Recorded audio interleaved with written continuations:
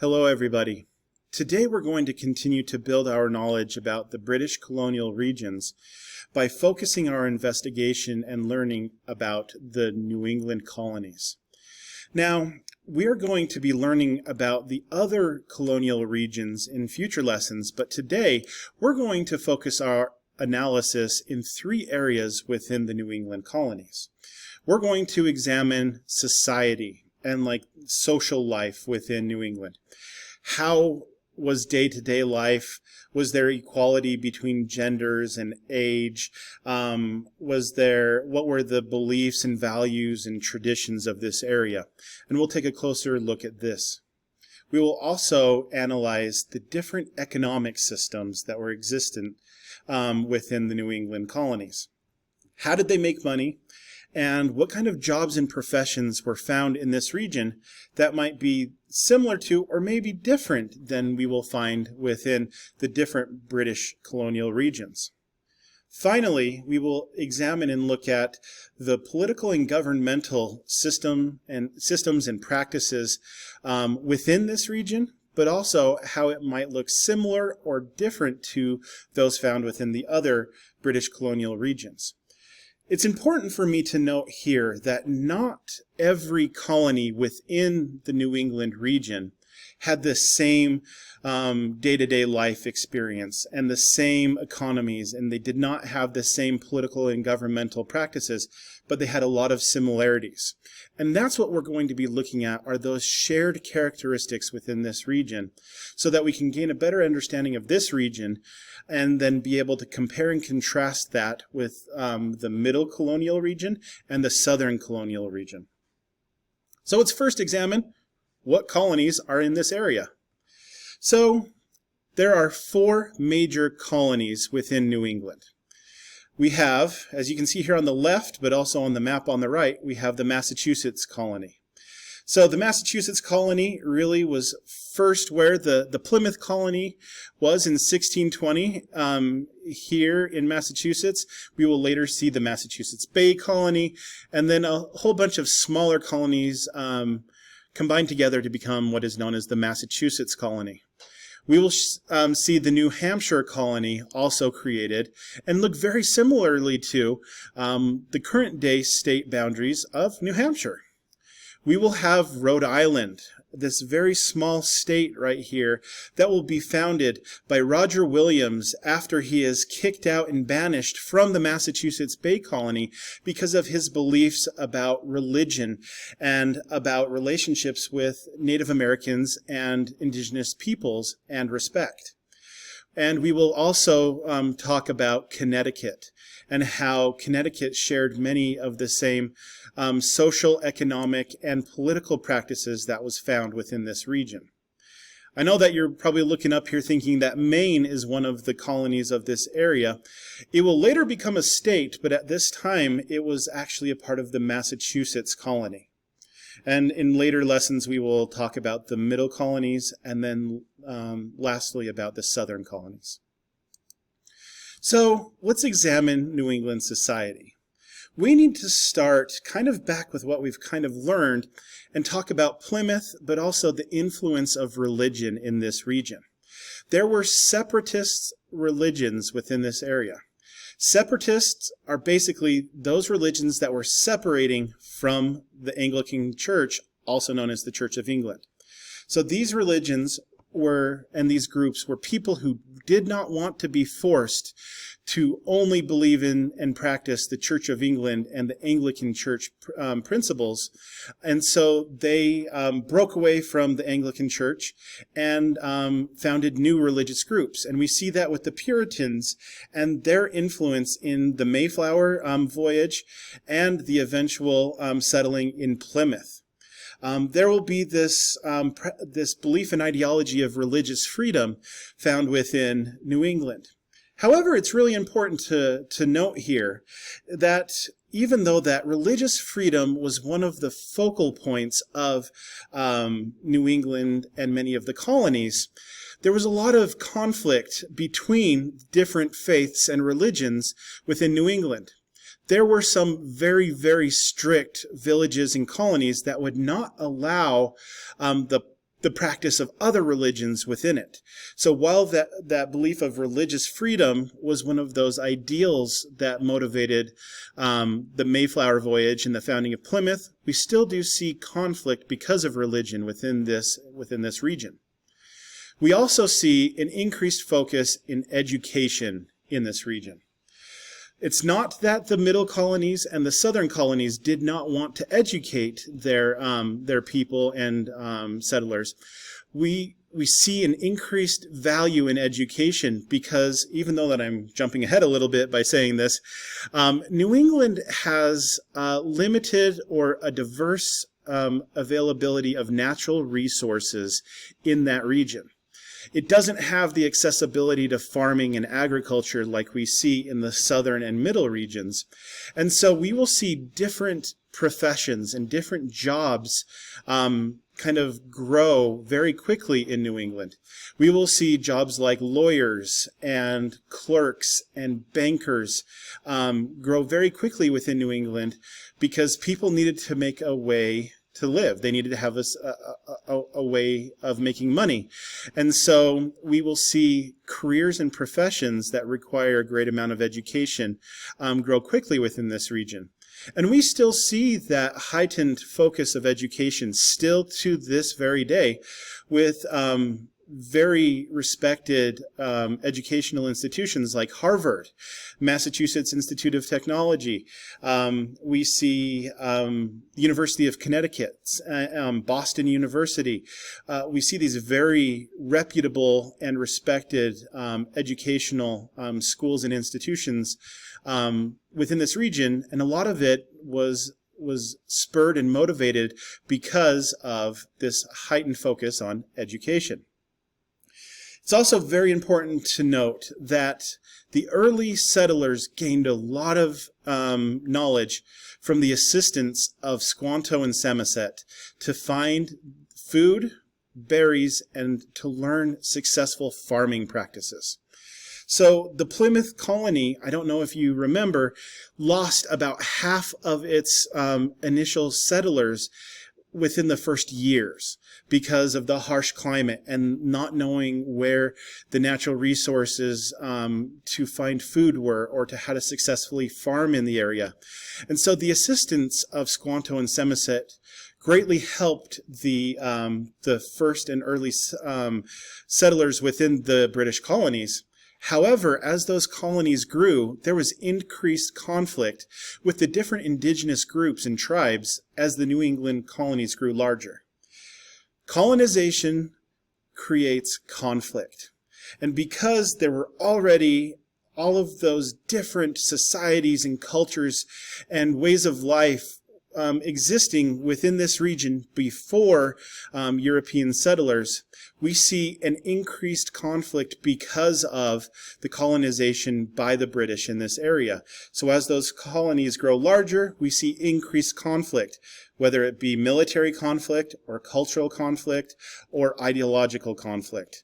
All of those will be seen as the growth of the colonies grow into eventual states and even into and it will exist as the United States grows larger, into the creation of the nation that we see today. Now, also within New England society, we see Puritan belief. So Puritan belief promoted cooperation and working together. Now, that's not to say that every person in New England was Puritan, because they weren't. But there was a shared belief of cooperating and working together as a community that is very much found within New England. Even though that people had individual jobs and careers, they worked together for the better success of everyone. Society was interconnected with religious practices and beliefs. And does that mean that all of the laws were based upon religious practices? No. But a lot of the ways of life and practices and systems were influenced by religious beliefs and practices. There was, though, a division within the region about rules, laws, and governance. We will see this with Roger Williams being kicked out of Massachusetts because of his perspective of allowing for more religious beliefs to be within a colony and being practiced, about bettering the relationship with Native Americans and tribes. So we will see a division even within the region about the laws, the rules, and how colonies and societies should be governed. In the Massachusetts Bay Colony, those that resisted or challenged the practices and way of life would and could be banished from the colony. As I mentioned, Roger Williams will be kicked out of Massachusetts and will go and help found the Rhode Island colony. It is because of his ideas and his perspectives and principles that he will start a new colony in Rhode Island with new perspectives about religious freedom and tolerance. And so, kind of talking about the impact of religion, we do see that within the Salem colony, which is within Massachusetts, that there will even be the Salem witchcraft trials that will occur in this region. And what this highlights is the interconnectedness of religion into laws in this region. So within Salem, it was an incredibly strict Puritan village and colony. Now, was this the same for all of the different colonies? No, but we see here in Salem that the influence of religion was so strong that we have people that would eventually be executed because they were accused of practicing witchcraft, which violated their religious beliefs and practices within that area. So this actually begins a discussion that we will see in future slides about the impact of religion within the law, and a thing that will be further discussed within this class of the separation of what is known as church and state. Should religion and government be separate? We see here in New England, there was not a lot of separation of church and state in all of the colonies. Now, when we examine the New England colonies and their economies, or the ways in which they make money, we see many different trades. We see a focus on fishing. Now, I should have included within this fishing and whaling. So there were people that would go out and hunt whales for the oils and the fats and the meat and the different uses of whales at this time that would be used within New England and the British regional economies. We will also see a lot of fishing happening in this area because of the accessibility to different waterways and to the Atlantic Ocean.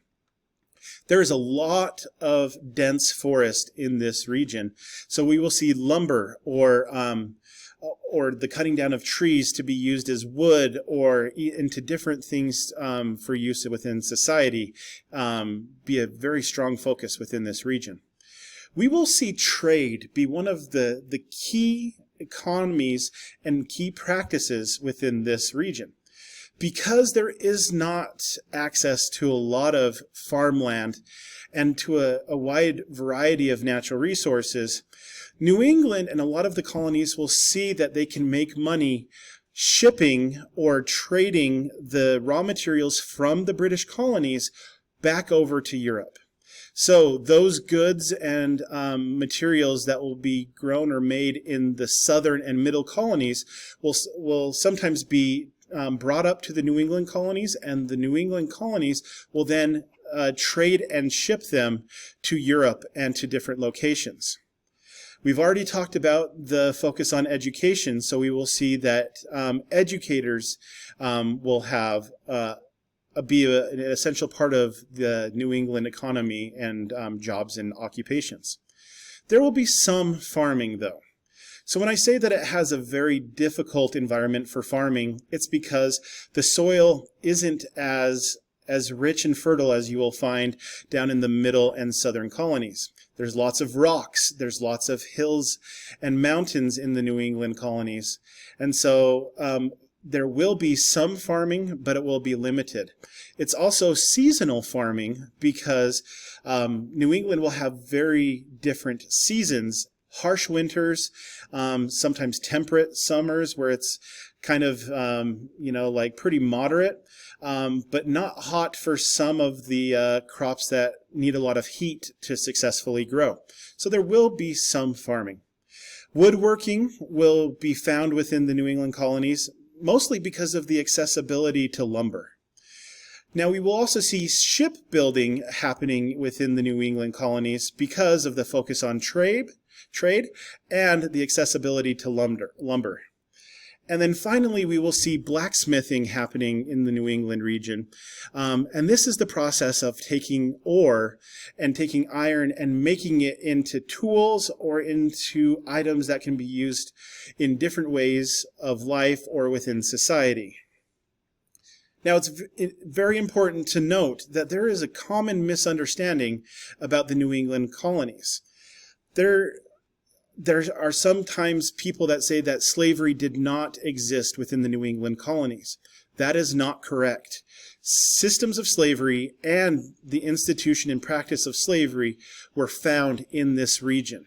As we've previously learned when looking at the Triangle Trade and Middle Passage systems, the system and practice of slavery was found throughout all 13 colonies.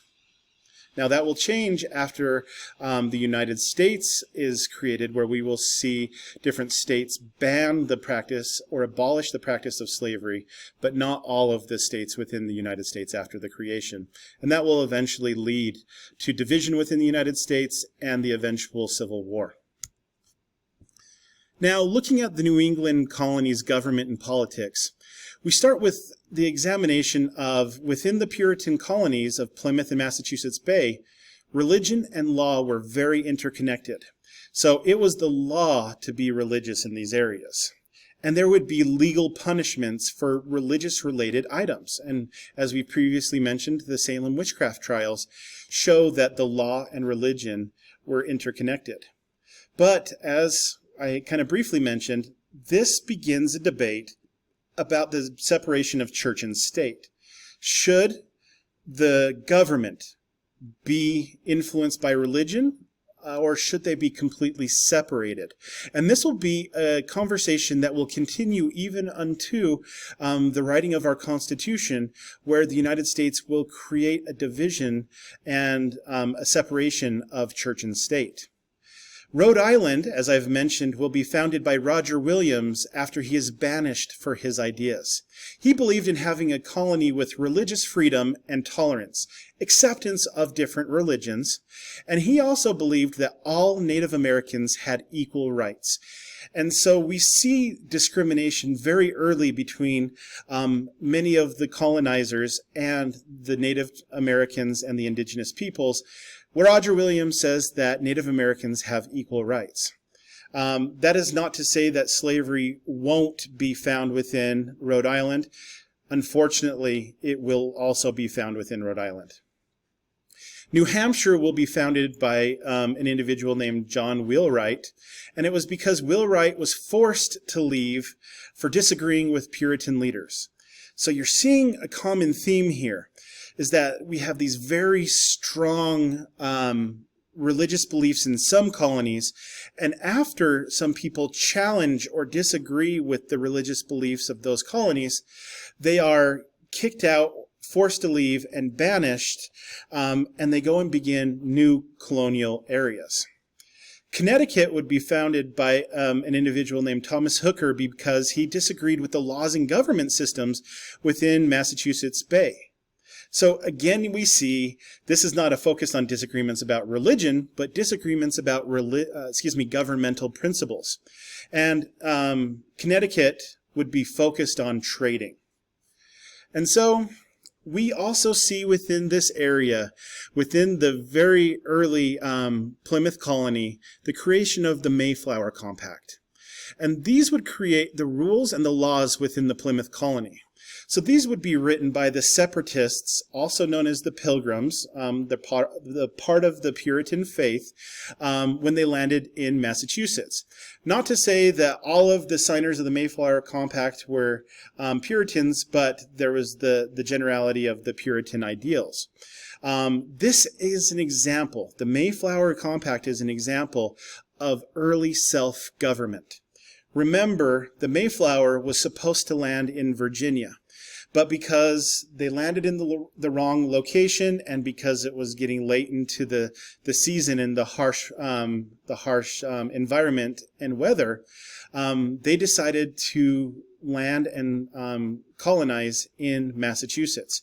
So they very early signed this compact and shows an example of the democratic process of voting. Rather than having a monarchy where the king or the queen says the laws and kind of dictates the ways and laws of life, the democratic process of voting and of elections gives people the rights and the power over and within society. So I hope you gained a better understanding of the New England region and the colonies, and I hope that this helps answer all of the questions within your handout. Have a wonderful day.